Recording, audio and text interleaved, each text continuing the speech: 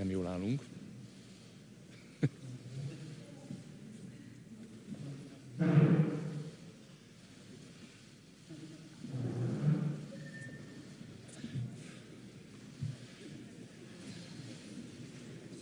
Good afternoon, ladies and gentlemen.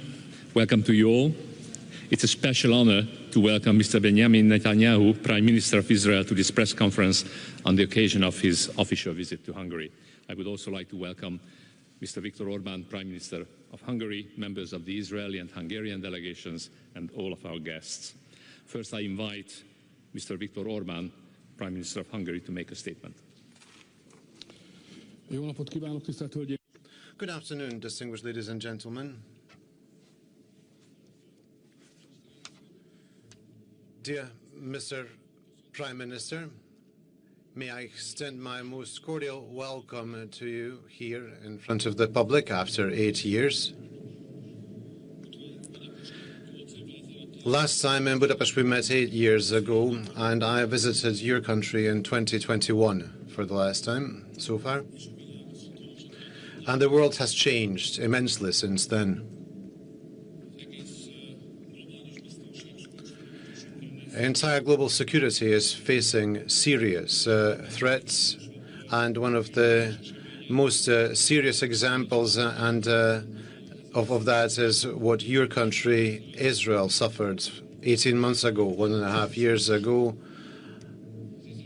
A cruel and serious attack stomping sovereignty of Israel, which had a huge impact on the entire world, therefore Hungary as well. Hungary made it clear from the first moment that we will stand up in favor of Israel's sovereignty, its right to self-defense, and the rights of its citizens, and we have represented this position everywhere since then in world politics. So I wish you a lot of success, Mr. Prime Minister, and to the government of Israel to establish the security of your own people and to assume your right for self-defense. Distinguished Mr. Prime Minister, there have been changes occurring in Hungary as well, mainly in the European Union.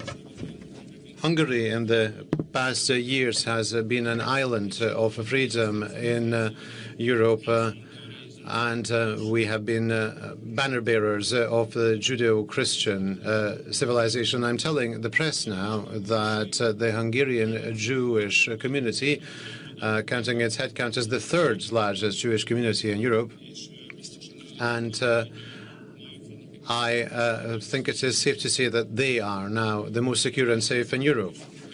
What we have discussed today and shall continue to discuss is the phenomenon that surprised us, that surprised all of us in the past decade, namely that in Western Europe, anti-Semitism has reached a level never before seen. As you know full well, no Hamas flags have been waved in Hungary so far, and they shall not do so in the future. There is zero tolerance in Hungary, in our homeland, against anti-Semitism, and we shall do everything in our power to assure that we shall protect all of our citizens, and we pay special attention to the groups that are in highlighted dangers, and the Jewish community is endangered everywhere in the world. And therefore, I would like to assure you, as I did during the course of our negotiations, that Hungary provides no tolerance towards anti-Semitism.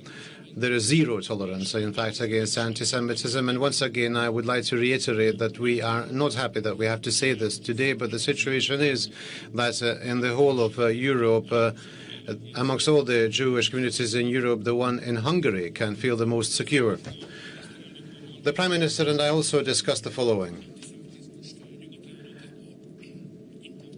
Anti-Semitism is imported to Western Europe. Illegal migration necessarily contributes to the increase of anti-Semitism. The Brussels elite does not want to and cannot stop that. Illegal migration they do not wish to stop but manage.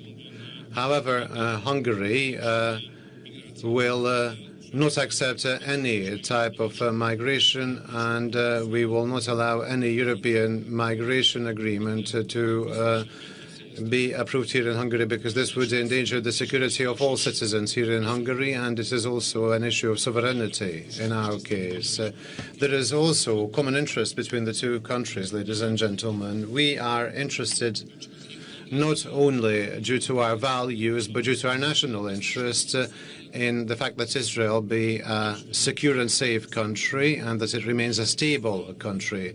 A stable Israel is the key to the stability in the Middle East, and Mr. Prime Minister can always count on us in that matter. I must also mention bilateral relations, since we touched upon them. Israel is a significant investor in Hungary. There are 150 businesses Israeli businesses in Hungary providing jobs for thousands of people. These are valuable investments, not only due to their volume, but also due to their quality, because they are present in pharmaceutics and in the high-tech sectors. The Hungarian and Israeli business community cooperates very well together, and we have high hopes of this cooperation to continue. Our cooperation actually encompasses one of the most important and sensitive issues, and that is military security cooperation. We have purchased multiple technologies from Israel and incorporated it into the Hungarian military, and we shall continue that cooperation in the future. Hungarian exports to Israel, something that is important to us. We are very happy that there are no obstacles from Israel to the Hungarian exports to the country. Thank you very much for that. And finally, I have to touch upon one of the most current issues. This is the changes in the system of the International Criminal Court. And the international courts, and primarily the International Criminal Court. I am actually an expert when it comes to this matter, distinguished Mr. Prime Minister. It's a short story because it's a Hungarian story, but it was important to us. I was the Prime Minister, actually, who signed our accession document to the International Criminal Court in 2000. And I signed just recently the document stating our withdrawal from the ICC, because Hungary and the Hungarian government decided that we shall withdraw from the International Criminal Court. The reason being that we are convinced that this has become a political court. In the past years, this is not a court of the rule of law, it's a political court. It is not unbiased, and this was clearly shown, most clearly shown by the decisions related to Israel. And I do believe that an international court motivated by political intentions cannot have Hungary participating in it, or any country that deems democracy as important. And I do believe that this otherwise very important court was diminished into a political forum, and we do not wish to have any parts in it in the upcoming periods. The Minister of Foreign Affairs and Trade will submit the concerning bill into or before Parliament, and we shall withdraw from the statutes of Rome. Mr. Prime Minister, I would like to reiterate our best wishes. We cordially welcome you, not only on behalf of the government of Hungary, but the people of Hungary. Thank you for coming and visiting us. We thank you for the friendship that the State of Israel has displayed towards Hungary in recent years. We would like to thank you for the cooperation in the international arena, and we'd like to thank you for the support that you provide for the Jewish community living here in Hungary. And we are proud of the fact that the Jewish community in Hungary, which has a very difficult historical past, today can not only feel at home in Hungary, but it can also regard itself as a valuable community, just as we regard it as a very valuable community. Therefore, your visit is not only a visit which is politically important, as displayed by the interest from the press, but a very important personal, spiritual, if you like, civilizational visit. And I'd like to confirm that Israel can count on Hungary in the future as the impenetrable European bastion of the Judeo-Christian culture. Thank you very much for your kind attention. And I invite Mr. Binyamin Netanyahu, Prime Minister of Israel, to make his statement. Thank you, Prime Orban. Thank you, Viktor. This is a very moving day for me. remembered on the flight here that I came here in 1991 as a Deputy Foreign Minister of Israel to reestablish the relations between Hungary and Israel. I didn't know very much about Hungary at the time. I knew Puskás, Guláš, Zsa Gabor, and some knowledge of Hungarian history, your struggles. You had exited the ravages of World War II, only to be under a new type of occupation. And it took you many decades to liberate yourself and establish Hungary as an independent country. So that offered some similarity to our travails, which were on a different scale. A third of our people were murdered in World War II, in the Holocaust. We had to overcome great odds to reestablish our sovereignty in our ancient homeland. And it was a question of time when these two histories would meet and begin the great alliance that is now developed. You have, in your leadership, have done remarkable things for Israel and the Jewish people. You support Israel proudly, unstintingly. You stand with us at the EU. You stand with us at the UN. And you've just taken a bold and principled position on the ICC, and I thank you, Victor. This is not only important for us, it's important for all democracies. It's important to stand up to this corrupt organization that has equated a democracy that is challenged for its very existence by the most horrific terroristic powers on earth. But the ICC directs its actions against us, fighting a just war with just means, and of course not against our tormentors, not really. This is important for all of us, for all of civilization, as we fight this battle against barbarism. And you are the first, I dare to say, I don't think the last, but the first state that walks out of this this corruption and this rottenness. And I think it'll be deeply appreciated not only in Israel, but in many, many countries around the world. You've taken a very bold stance against anti-Semitism that has reared its head, as you said, in Europe. You don't allow it, you don't tolerate it. You recognize that anti-Semitism today is masked by the guise of anti-Zionism. You adopted the IRA definition of anti-Semitism, which says that if you're against the Jewish state, you're anti-Semitic. You can't say, well, I'm not against Hungarians, I just don't think there should be a Hungary. I'm not against Jews, I just don't think there should be a Jewish state. That's what these anti-Semites are doing. And without a Jewish state, there's no Jewish people. So your position on anti-Semitism, both inside Hungary and outside Hungary, is one that others should adopt as well. You treat the Jewish community, as you said, in an exemplary fashion, and you seek to provide it not only with its security, but also the ability to conduct Jewish life here in the best possible way. Perhaps some of our Israeli guests here don't know, but Hungary also takes care today of Israel's football teams because they have to practice somewhere.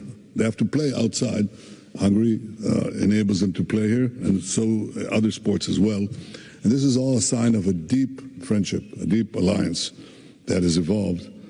I could say that it's turning, as you say, into also an alliance in practical matters. Tourism, many Israelis are coming here.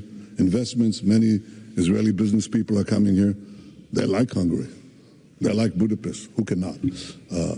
But they also, you also see it in the, of course, in the cooperation on technology, defense matters, which is growing, and it's important, and in many other fields. But I would say that our cooperation goes deeper than that because I believe we are fighting a similar battle for the future of our common civilization. Our Judeo-Christian civilization, Western civilization as we understand it, It's under assault right now for one powerful quarter, and that's radical Islam. Radical Islam in the Middle East is spearheaded by one country, that's Iran. It has proxies, the three H's, Hezbollah, Hamas, the Houthis, and others. But the center, the pulsating engine is Iran. We were attacked by Iran's proxies in a murderous campaign by Hamas terrorists who raped our women, beheaded our men, burnt our babies, and took hostages, were committed to bring back home all of them, including a hostage of Hungarian citizenship, Omri. We discussed this. We'll bring them back all home. But we will smash the Iranian axis, the Iranian terror axis, which threatens not only us, but Europe and many of our neighbors in the Middle East. We're committed to doing so. And by doing that, we're also protecting Europe. Maybe there are some in Europe who don't understand this, but Viktor Orban understands this. He understands this common battle for our values, for our interests, and for our common security. And I want to thank you for that. There are many areas for future cooperation. We'll discuss them later today. We have already begun to do so. But I discovered that my knowledge of Hungary, though increasing, is still deficient. Because on the way over here, Prime Minister Orban told me that in this hall, in this very hall, Beethoven played the piano. I didn't know that. I'd like to challenge any one of the Israelis who are here, if they knew that, and if they would, you get extra bonus points. But it tells you what a rich tapestry of culture Hungary offers. We in Israel, the Jewish people, have a rich tapestry of culture, and this partnership, this friendship today is unparalleled. May it grow even further, may it grow even stronger. Thank you, my friend Viktor. Mr. Prime Minister, thank you. Ministers, our press briefing has come to an end. Thank you for being with us today.